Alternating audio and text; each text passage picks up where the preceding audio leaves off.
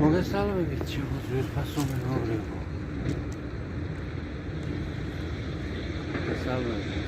ეს ფიგურაა მე ჯამულ ფავთარაზე გახლავართ. თქვენ აქ ხედავთ სანაპიროს, მე ამას ვეძახდი ჩემი სანაპირო.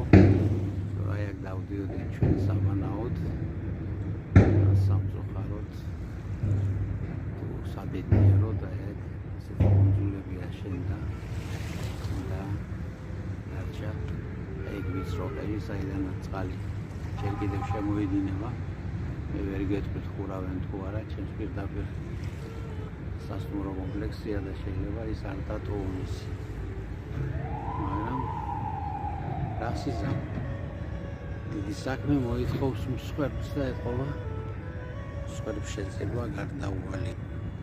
ჩემო ბატონო, ეს გახლავთ ეს სასტუმრო სანაპირო, ის სავარაუდოდ შეიძლება მას ეს პლაჟი შეუნარჩუნდეს.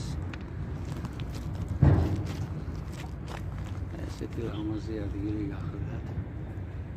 ესეთი ლამაზი ადგილი გახლდათ. აი აქ ჩემო ბატონო და ცნობილი იყო იმით, რომ ეგ მეტანაკლებად ქვიშიანი პლაჟი გახდათ. რაც ბათუმისთვის ყოველთვის პრობლემაა, იცით ვინც ბათუმი იცით.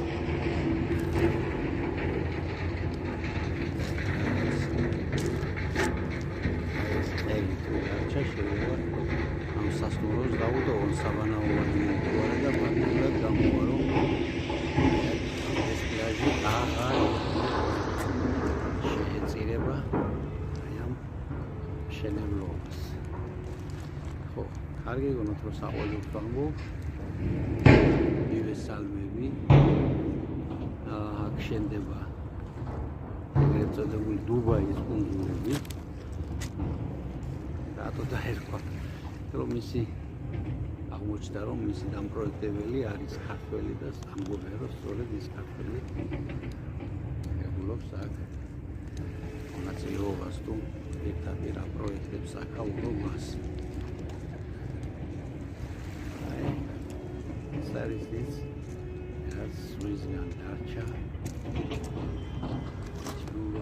აი კინეთის სადგურია, ამის წინააღმდეგ მიღებდა და შეიძლება ცოტა ძალიან ცუდად გამოჩნდეს ყველაფერი.